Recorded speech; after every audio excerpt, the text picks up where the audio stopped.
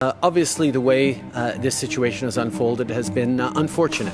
Don't you love how Justin Trudeau calls this unfortunate how things played out? He's the one whose government gave a nearly $1 billion contract with a $20 million administration fee to We Charities, his good old buddies Mark and Craig Kielburger. Now, the Kielburgers have been around for a long time, more than 20 years now. They started Free the Children, it became We Charities. If you've had kids in school in the last 10, 15 years, they've probably gone or been invited to a We Day event. It's kind of cult-like, if you ask me, the way that this organization has grown. But Trudeau has been heavily involved. His wife runs a podcast for them or hosted one for them. They've gone to events. In fact, when Sophie Trudeau contracted COVID-19, it's because she went to a We Day event in London, England. Remember, she traveled to London in the middle of the pandemic? That was to go to a We event. And then she came back and brought back COVID-19. So this is an organization with deep ties to the Trudeaus, and that is why people started asking questions. But along the way, a lot more information came out, including paying teachers to recruit students for volunteer positions that they would then be paid for.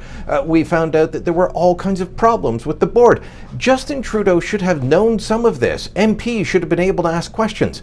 But with Parliament virtually shut down because they're not meeting in a regular manner, and with the fact that it was a contract going to a private organization, it meant there were very few options, very few levers that, whether it was opposition MPs or people like me in the media, had to actually expose this.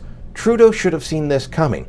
He didn't. And then when they dropped the contract last week, he was asked if he took personal responsibility for the debacle.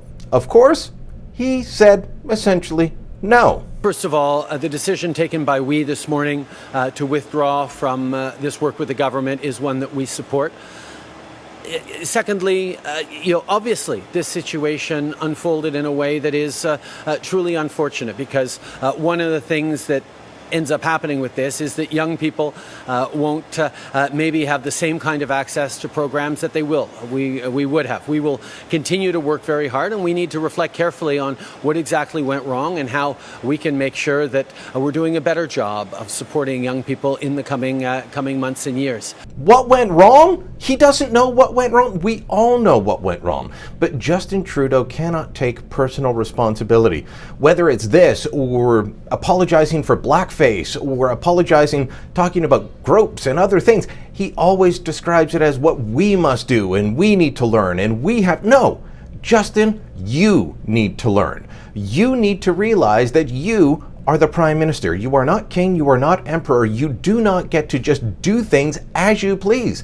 That's not how it runs in Canada. That's not how a parliamentary democracy, a representative democracy works. You are our servant. You are the Prime Minister, the first servant among many that sits in Parliament. Maybe it's time that you stopped hanging out at the cottage, doing virtual meetings, and got back to Parliament as you try and hand out $1 billion to people you are friends with, people who, by the way, donated to your leadership campaign. It all looks very smarmy.